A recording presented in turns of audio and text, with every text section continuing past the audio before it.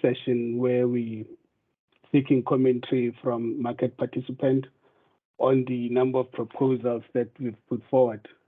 I mean, the consultation paper touched on various proposals or initiatives that included the reviewing of the listing framework, among others, but which we'll touch on at a later stage. As a JSE, we recognize that there are several legislative and regulatory issues that is outside of our control as the listing authority, which may reduce the incentive for companies to list or remain listed on the exchange. But we are forever actively involved in these several initiatives to try and resolve these issues. We are also committed to providing and enabling a regulator and continually evaluate our listings requirements to ensure that at the core of it, investor protection is key, and our listings requirements are fit for purpose. So essentially, today we'd like to use this session to address any issues and provide clarity on the aspects of the paper, and also give an overview of the paper and highlighting some of the key aspects, which my colleague Andre and Alvin will cover. Then Anne will then come in and give an overview from a policy perspective on some of the initiatives that she's been working on. I would encourage colleagues that we engage freely and share views openly so that we are able to get most out of this session. On this note, without further ado, then I will now hand over to Andre to give an overview of the paper. Thank you.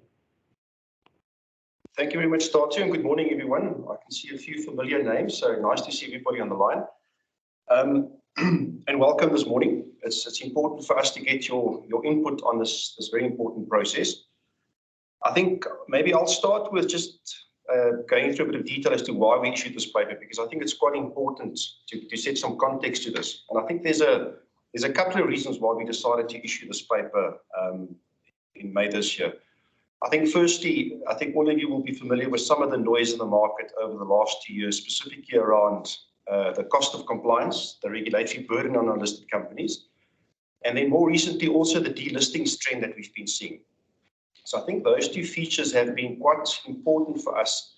And as a responsible listings authority, what we decided to do is to engage with stakeholders on this, because very often, and I'm sure most of you would have read many of these articles in the media, it was important for us to separate the noise from the facts, so that we could come up with an approach to this that is something that is workable at the end of the day. So I think the delisting trend, the regulatory burden on listed companies was important for us. And then I think also another issue that was useful for us that we wanted to communicate to the market was you don't often see the various initiatives that the JSE has been involved with over the last decade, for instance. And we wanted to set out to the market what are those issues that we have been doing to try and make the listing process a bit easier for companies. And then I think the last point that I'll just make in terms of why we issued the document, which is important, is we were quite deliberate a few years ago when we changed our approach to consultation. And on issues of significant importance like this, what we've decided to do is to do sort of pre-consultation. Instead of us drafting a set of technical requirements and consulting with the market, we want to put proposals out there, assess what the market's view is on this proposal, so that when we come up with a solution, it's a workable solution. So I think that those were the main objectives for us issuing this paper.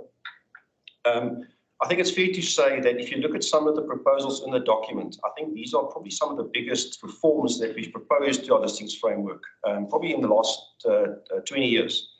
I think the last significant rewrite of the requirements goes back to 1999, 2000. And I think, in my opinion, some of these proposals are significant and will go a long way in transforming our listings framework. A big issue with objective with this document was, if you go and look at the Financial Markets Act, one of the objectives is that our capital markets must remain competitive. And we've seen lots of jurisdictions over the last couple of years move in terms of publishing reforms to their markets. And we think it's appropriate that we follow suit and do something similar in our market.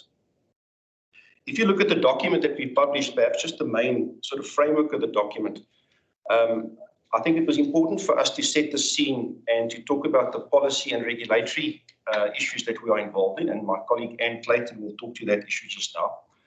Because if you go look at the delistings issue, I think you need to look at this, the delistings issue and the lack of new listings for that matter, in context.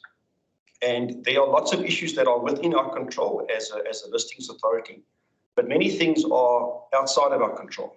And it's important that we give the market some indication of the discussions that we are having with policymakers, that Anne is assisting us with in trying to get issues that are outside of our control, to get those issues bedded down as well. So part of the document deals with regulatory and policy advocacy, and Anne will talk to that.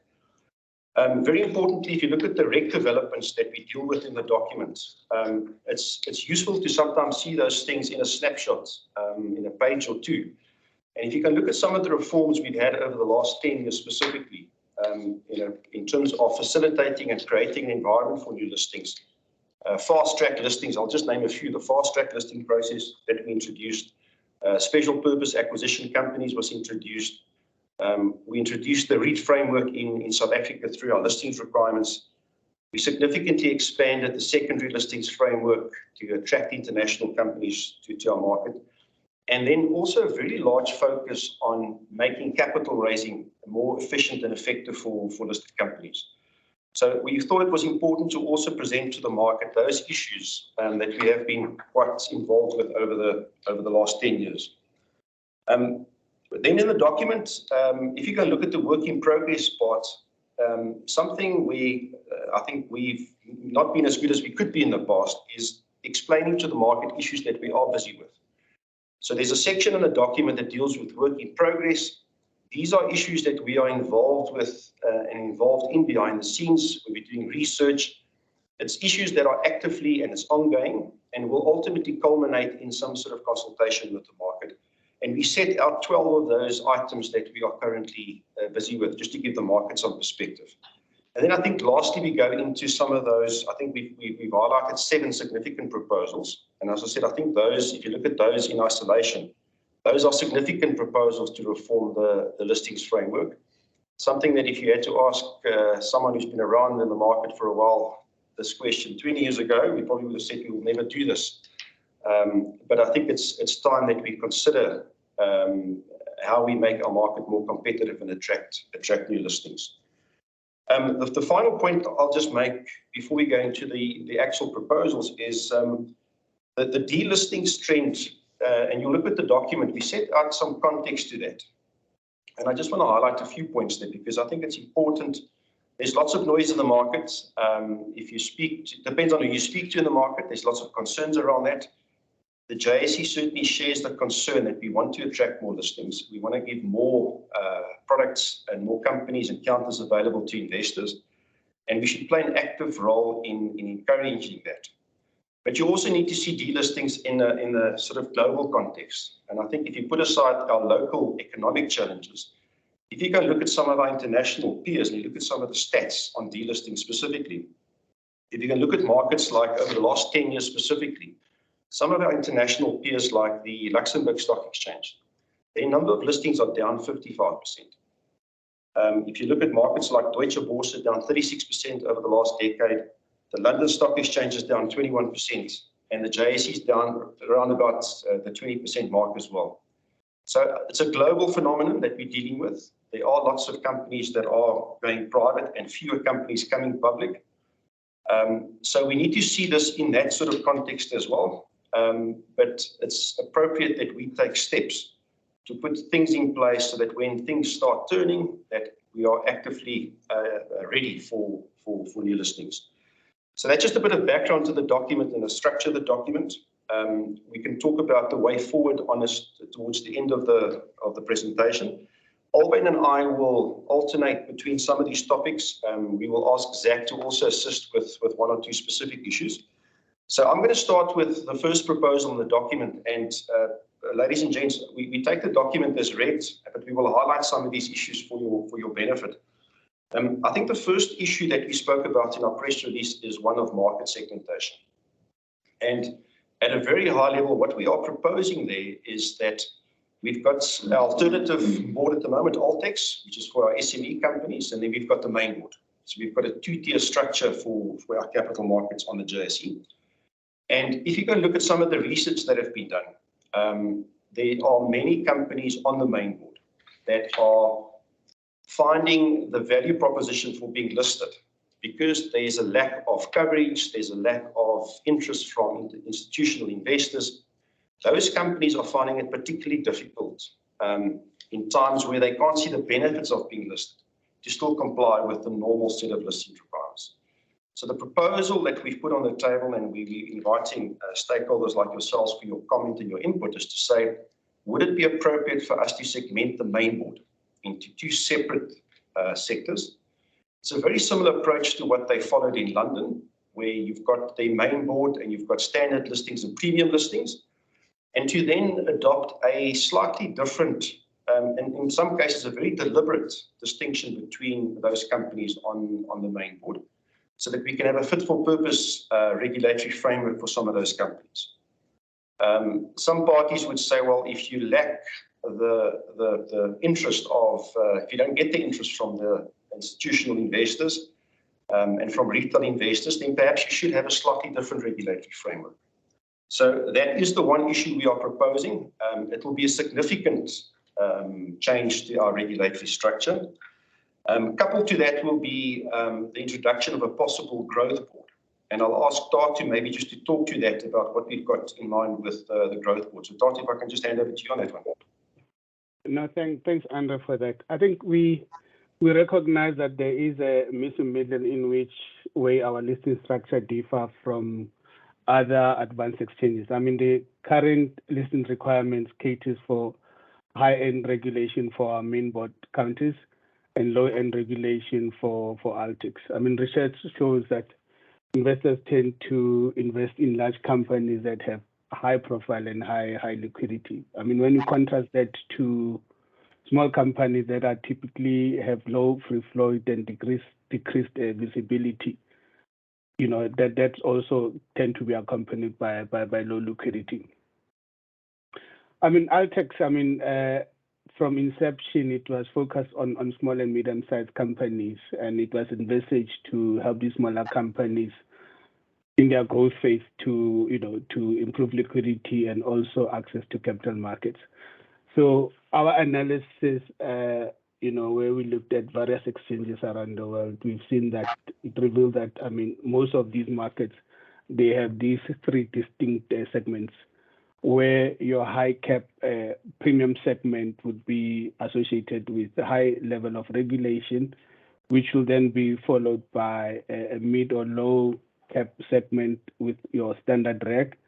And then beneath that, then there'll be that growth segment with light regulation in order to promote growth of these small companies.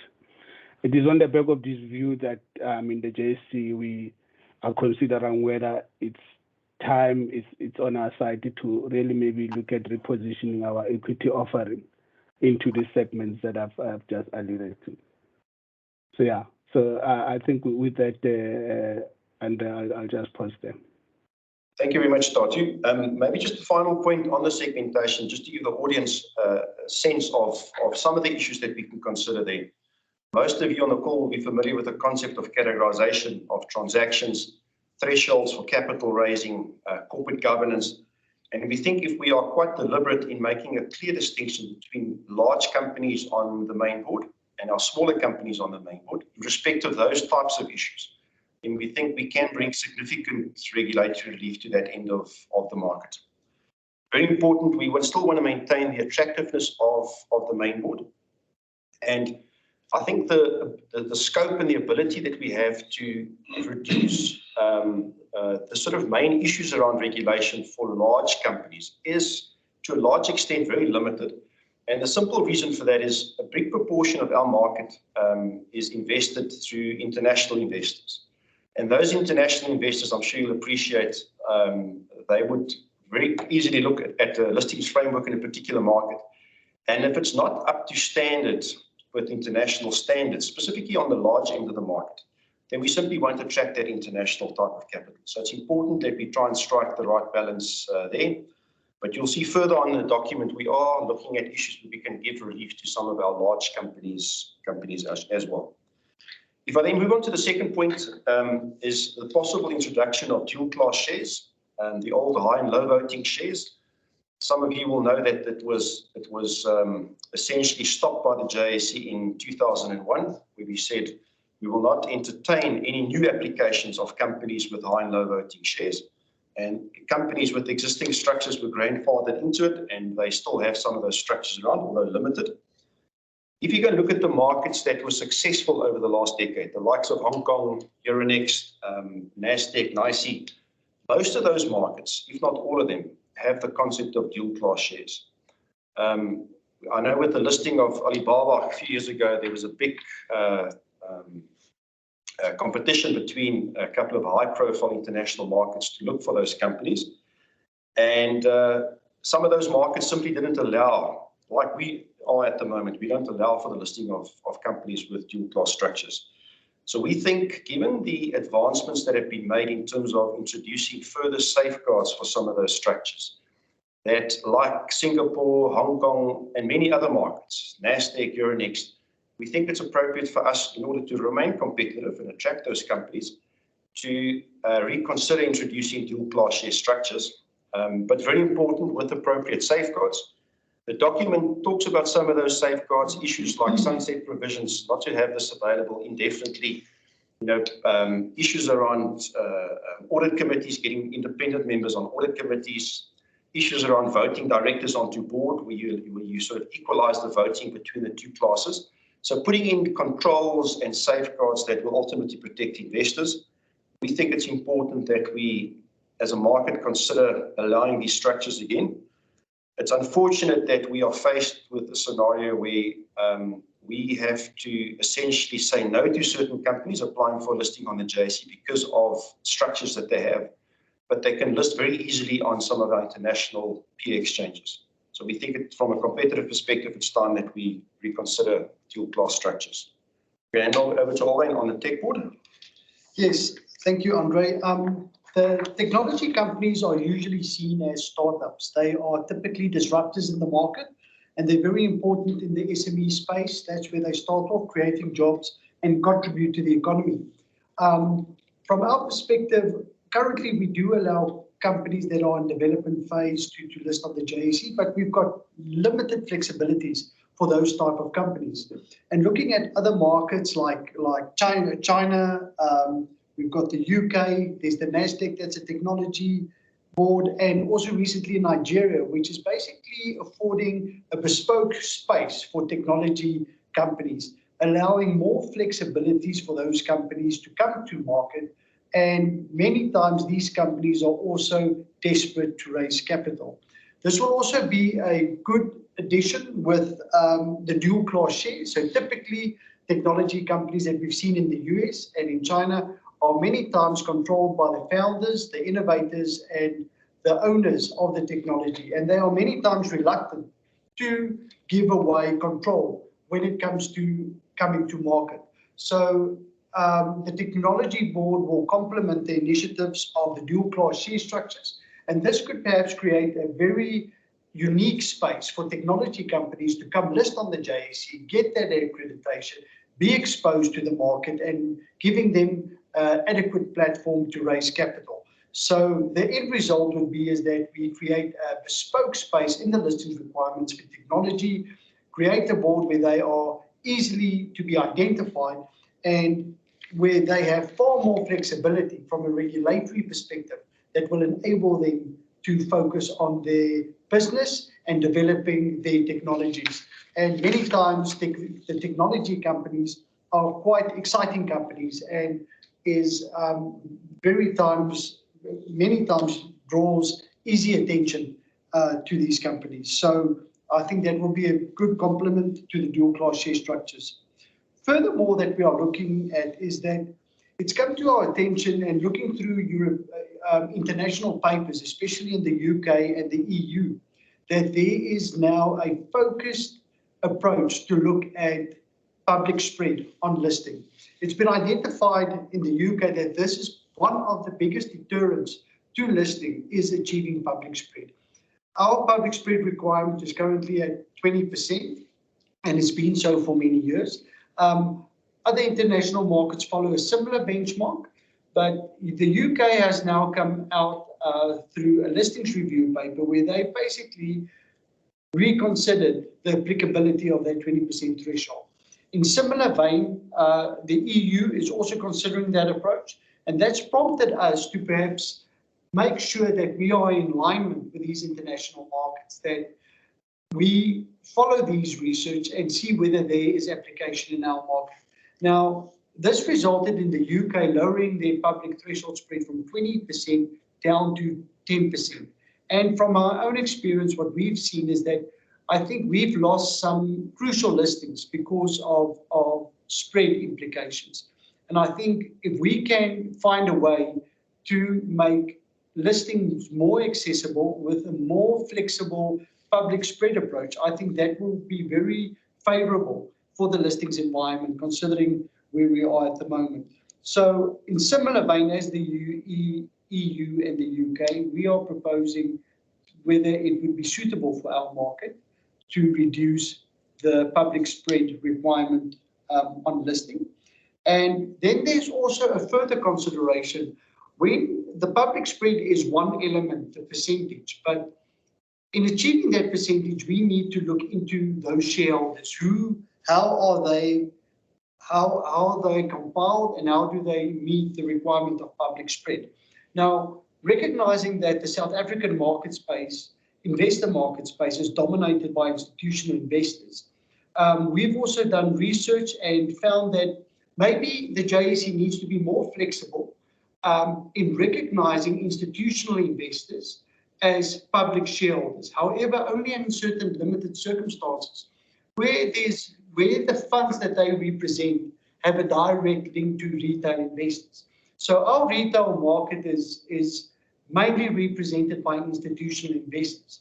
And it may be a shortcoming in our requirements not to recognize the vast numbers of retail investors represented through institutional investors. So from an assessment of a public spread, public shareholder requirement, we are also looking at a mechanism to afford institutional investors recognition as public shareholders. So those two elements in relation to free float, it's the percentage on new listing, and also the assessment of public shareholder in relation to institutional investors. Those flexibilities could add a significant benefit for companies coming to the market to list on the JSE, which is currently seen as a detriment at the current levels. Thank you, Andre. Thanks, Alwyn. Then moving on to depository receipts, you may know that we've had a DR framework in place in our listings requirements, both sponsored and unsponsored DRs for many years, but we've not had a single listing under that framework since we introduced it. And there are some policy issues, and Anne may talk about that a bit later. So some of the challenges on DRs have been around ex-con issues, and that process is an important process. But the one issue that we are considering under our DR framework is to try and deal with a challenge that we haven't managed to solve over many, many years. And that's how we give our local investors access to African stocks that are listed on African exchanges. And we've never been able to, in a regulated way, to get some of our African peer exchanges onto our list of approved exchanges for purposes of secondary listings. And it's been a major stumbling block to get those companies on the market. So a possible alternative to try and attract those companies, instead of through a normal listing on the JSE, to consider doing it through an instrument like a depository receipt, is something that may get favor from investors, and will give investors access to those African companies on the JSE through the listing of a DR. So that's something that we're proposing on the DR side. Something that's very close to my heart is the next one, and that's the simplification project.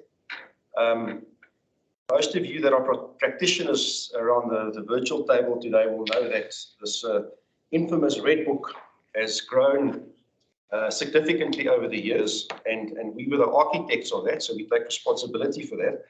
The Red Book is sitting close to 800 pages of detailed listing requirements. And it's something that we've built over the years, and we identify a loophole that one company tried to exploit, and then we try and cover that, and we introduce something new for that. So we have added a lot over the years. A lot of it is very administrative in nature. It's probably something that doesn't belong in the listing requirements.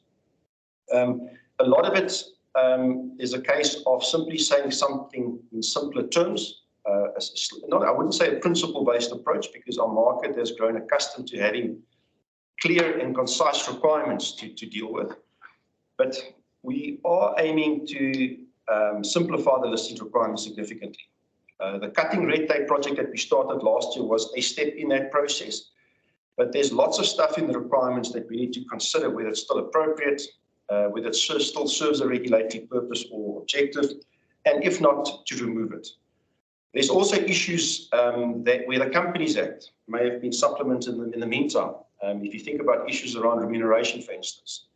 Although we introduced remuneration in 2000 into our listing requirements, advancements in corporate governance and disclosure to the Companies Act have made many of our listing requirements essentially meaningless, because it's covered in statutes already. So there's lots of areas like that where we believe we can cut down on the requirements significantly.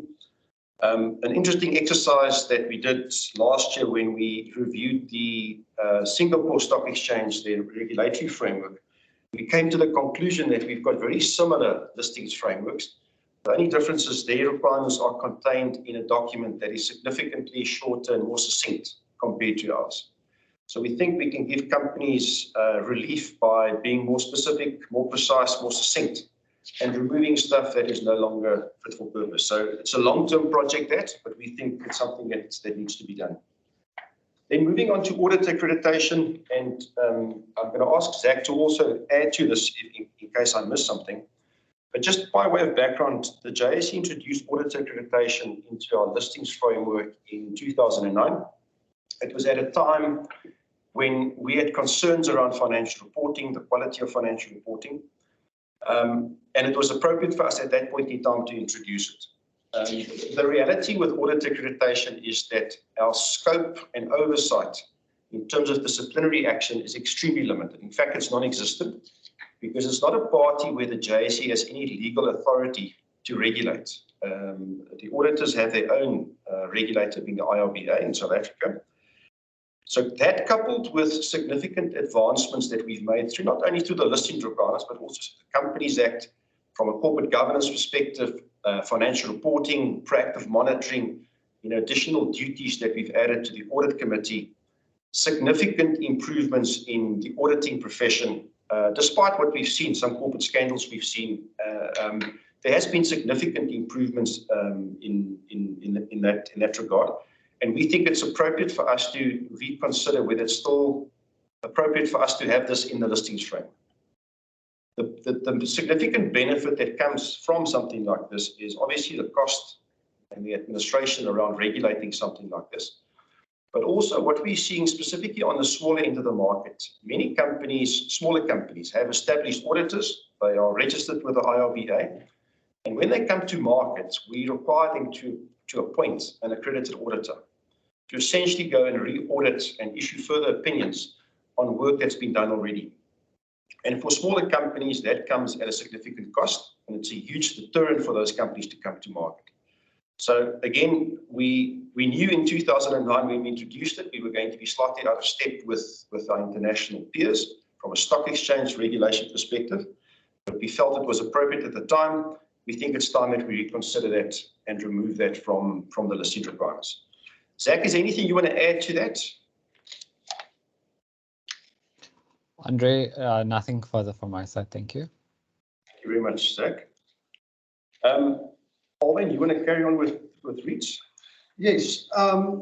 We introduced REITs in 2013 to the market, so they're quite familiar to the market. Now, the benefits of the REIT is that they are basically, they afford that 75% of their taxable earnings are distributed to shareholders, and the tax on that is then in the hands of the investor.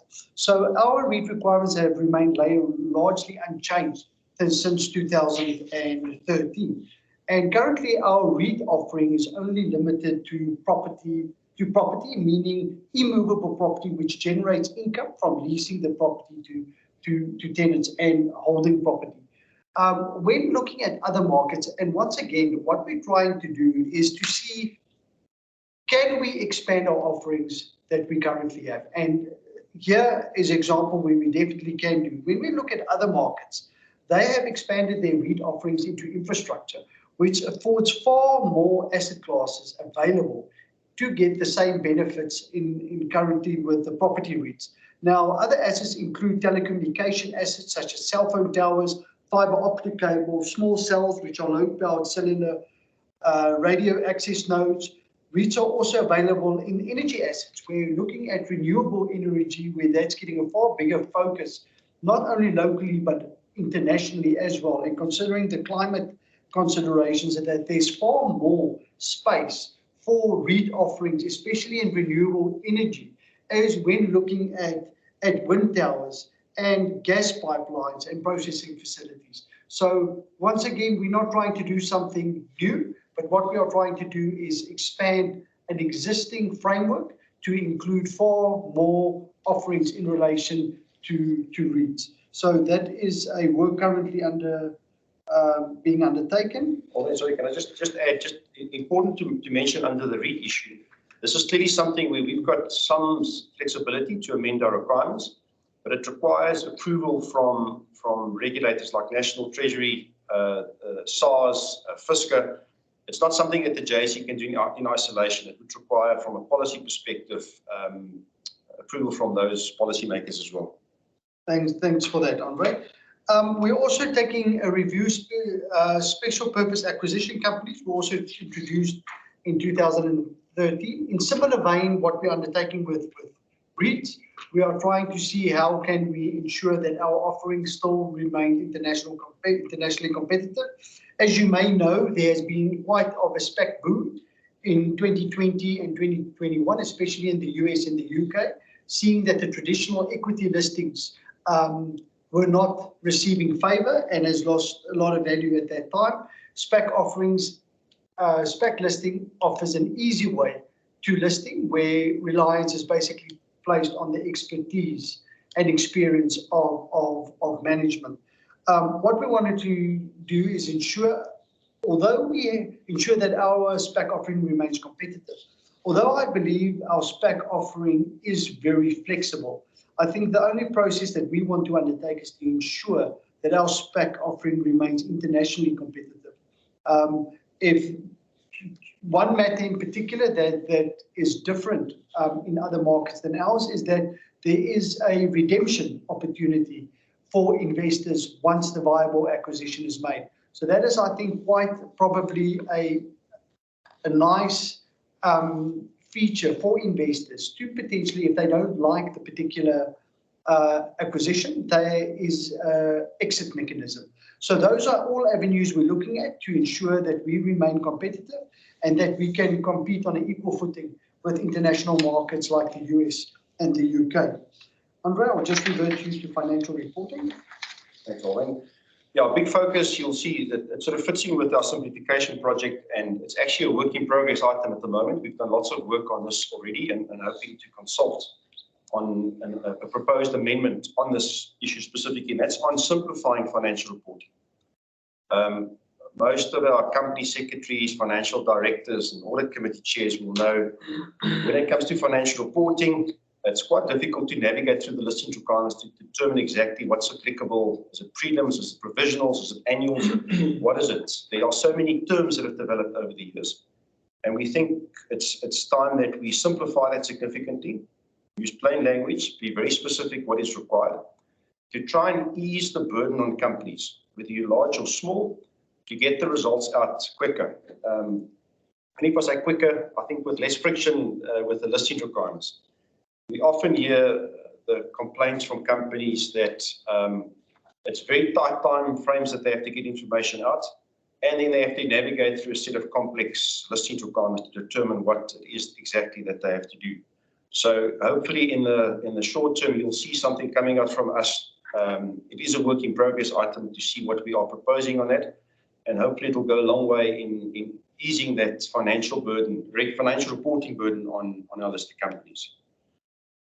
Then if we move on to a couple of other points briefly, we focused a lot in the document on what we're doing on the equity side.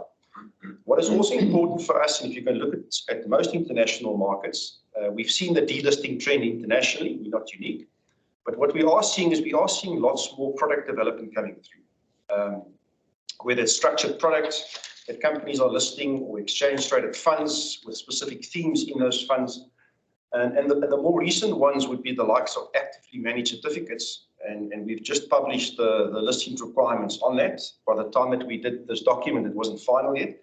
But we've actually published a framework that deals with actively managed certificates. And we've also started a consultation process, which we are quite far advanced in, to also introduce actively managed funds on the JSE. And that will essentially be the listing or opening up the possibility to list unit trusts on the JSE. It's an already regulated structure, so it could be a light touch that we add to it to get that product listed on the JSE. It's a market that has grown significantly internationally. I think assets under management in that particular sector is over $300 billion. It's a significant market. We've seen lots of interest from local banks and investors in those particular products. So we want to expand the product offering. But more importantly for us as well is making sure that we've got a structured product, specialist securities set of listing requirements that are fit for purpose, that allow issuers to come and list products much more quicker, much more efficiently, looking at ways that we can get some of these products listed with limited intervention by the JSE based on a specific type of framework. And just making sure that our specialist security framework is aligned with our international peers. So a significant amount of work has already gone into this project, and we will hopefully in the coming months publish something that will give that end of the market some relief from bringing products to market. Olwyn? Thank you. Moving over to the last two items, repositioning of the BE segment. So currently we have the ability and afford the ability to list BE securities. And those requirements can be applied on various instruments throughout the listings requirements. But it's come to our attention that where our BE requirements are currently placed in the listings requirements, it's kind of difficult to navigate your way on BE compliance with certain of the other securities, which probably the most common is asset-backed securities. So we found that affords a lot of time going through and trying to measure what of the BE requirements would be applicable to this particular instrument. That has led us to the realization that it's time for us to reposition the BE segment to have a bespoke section for BE securities, where there will be an easy path to follow, considering what type of security you are dealing with, to be able to navigate through the BE requirements. So what we are trying to do is merely repackaging the BE requirements and to probably make it more flexible and easier to apply, considering the type of security that you are considering for a BE listing.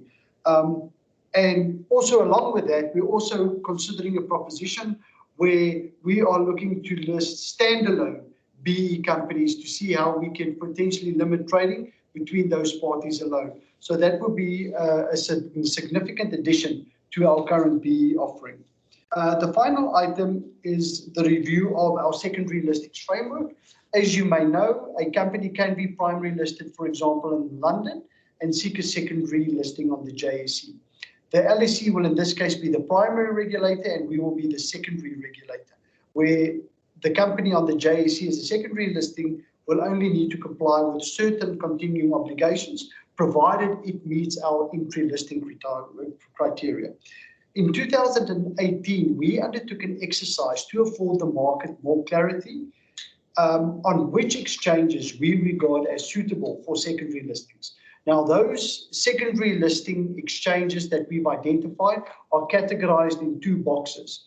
The one box is accredited exchanges, which affords a fast-track listing on the JSE, provided the company has been listed at least 18 months on the primary exchange.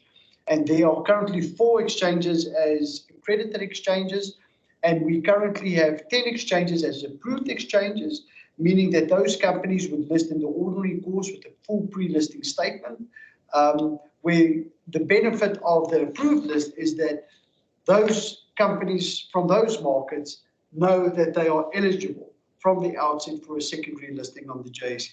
So the project that we are busy with is probably twofold.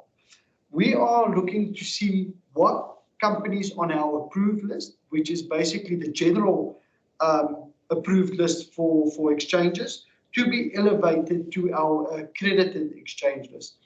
The outcome of that would be that more exchanges would be afforded, issues from more exchanges would be afforded an avenue for a fast-track secondary listing.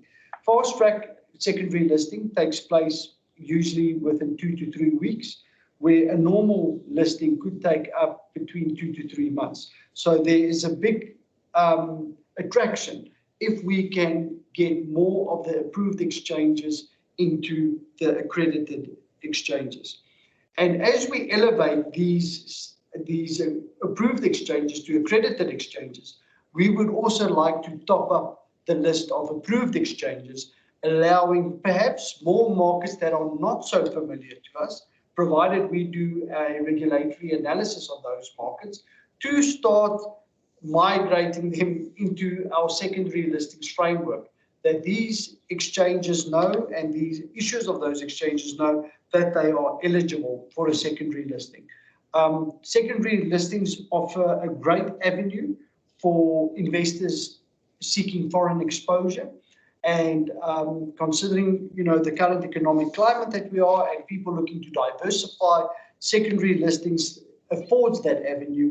And I think in that vein, we are trying to expand our offering on secondary listings. Thanks, Andre. Thanks, Alwyn. As I mentioned in my intro, we are proposing things that are within our remit, within our control, that we've got the ability to influence. But there are significant challenges outside of what we cannot control. And that's where Anne plays a significant role in assisting us in making sure that policymakers know what our challenges are, and we can try and influence those things so that we can have an impact on those issues where we don't have the power of the pen, so to speak. So I'm going to hand over to Anne just to give you a brief sense of some of the reg and policy advocacy work that the JSE is involved in. Over to you, Anne. Thank you, Andre. Good afternoon, still morning. Good morning, everybody. So thanks for that intro. Yes, so as both Tato and Andre have noted, there are a number of issues outside the JSE's control as the listing authorities, and those issues reduce incentives for companies to raise capital on an exchange or to remain listed on an exchange. So these issues range from outdated legislation, unequal application of legislative or regulatory requirements, administrative burdensome disclosure and reporting requirements. So essentially, we've embarked on an advocacy program where we're engaging policymakers and regulators to consider and address identified issues or potential issues regarding legislative amendments. So from at high level, we continue to advocate on the modernization for the capital framework, which is essentially exchange control. We're looking to influence, the policymakers to enable us to build a local capacity and expertise to manage offshore assets locally, rather than ship that money off, and all the whole ecosystem is sitting offshore rather than onshore. Another example is we advocated for listings to be denominated and settled in non-ZAR currencies. This actually was approved in principle.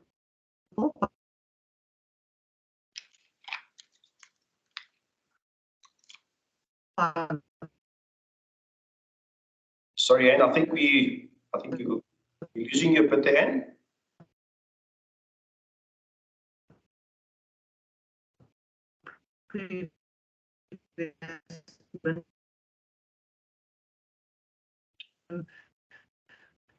To enable a fit for in that regard, we look. Sorry, did you say something, Andre? Oh, sorry, Anne, I think your connection is not the best. So we lost you. Oh, See, if no. you just repeat the last 10 minutes of what you said. The last 10 minutes, are you kidding? I think just go back 2 minutes if you can, please, Anne. Sorry. And you might want to put off your camera if you're struggling with feed. Okay, fine. Let me do that. Thank you.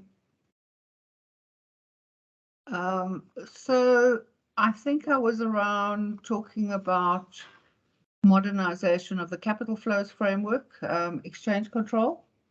So we're advocating or trying to influence the regulators to provide an environment where we can build capacity in South Africa, the capacity and expertise to manage offshore investments locally. And we, in addition, are advocating for the listings listings in South Africa to be denominated and settled in non-ZAR currencies. So this would be helpful for a company that is looking to raise hard currency to do an overseas expansion, but the listing and the capital raising can in the non-ZAR currency could be in South Africa. This has been approved in principle by the previous Minister of Finance and was announced in the 2021 budget speech. But since then, there's been very limited momentum on this. We're working closely with National Treasury and SARB to move this forward. Regarding proposed amendments to legislation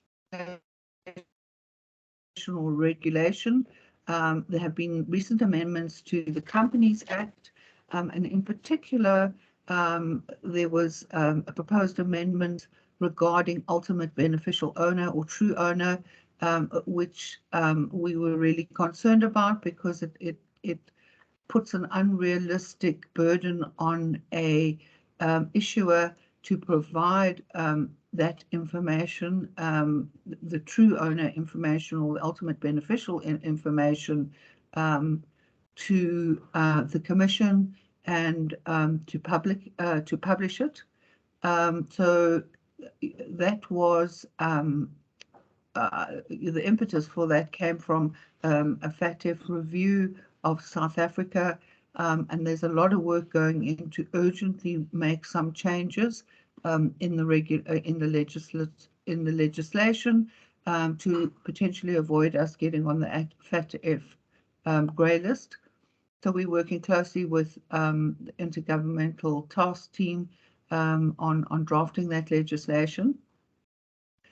We've also been looking at modernization of the Companies Act to bring that into the digital era and address certain legal uncertainties. So, for example, we're looking to have position electronic communications with shareholders to be the default rather than paper-based communication. And there are a number of quirks in the Companies Act that we will advocate for changes. We're looking for advocating for the removal of uneven playing fields between, for example, publicly listed companies and private or large private companies, or there may be unnecessary friction costs to enable companies to raise capital in both the primary and the secondary markets on exchange. We're looking to advocate for incentives for small and medium companies to list on an exchange, and coupled with that, incentives for investors to list in small and medium companies listed on exchange. That's it at a high level.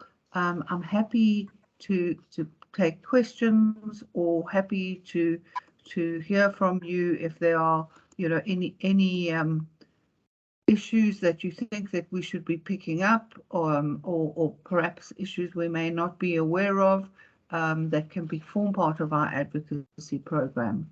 So actually opening the floor to any questions. Thank you, Andre. Thank you very much for that, Anne. Maybe before I open the floor for questions, Tatu, maybe just to conclude on the document. So comments close on the 20th of June.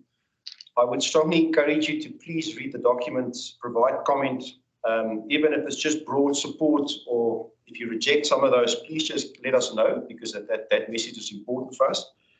I would also ask you please to lean into some of the issues where there are open questions. Issues where we're saying, what do you believe is an appropriate framework for the smaller companies on the main board? What would be those exchanges that you think we should be targeting, where you see potential interest coming from? So please, if you have the time, lean into that document and give us comments. What we did do with this is we said we undertake as the JSE that I think by the 22nd of July, that we intend publishing a response paper where we will give the market a broad sense of the feedback that we received in the consultation process and a roadmap going forward. Clearly, some of these issues are significant. It's not something that will happen in the short term, but we will be able to set out how we intend achieving some of the issues that we want to implement, and we'll look for quick wins in that process as well. So we'll publish that by the 22nd of July, and then the real hard work starts through implementation, drafting changes, focusing on getting these things over the line. So thank you very much for that, Tatu. That's it from our side. Thank you. Thanks, Andre and team, and also Anne. So, colleagues, I'll just now open the floor for any Q&A, since we have about 30 or 35 minutes left. Any reflections, any questions, any point of clarifications?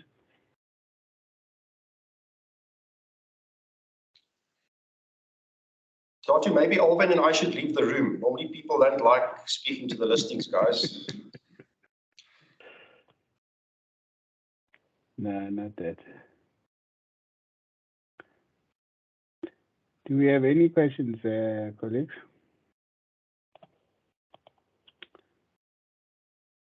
It seems as if, I think maybe colleagues would prefer to provide their input in a written form. I'd just like to thank everybody who honored the invitation. We value your inputs and encourage you to submit your inputs on or before the closing date of the 20th of June. With that being said, I'd like then to adjourn the meeting if there's any further inputs from the floor. Thank you, everyone. Thank you, everyone. Thanks, everyone. Cheers. Thanks. Bye. Thank you. Bye.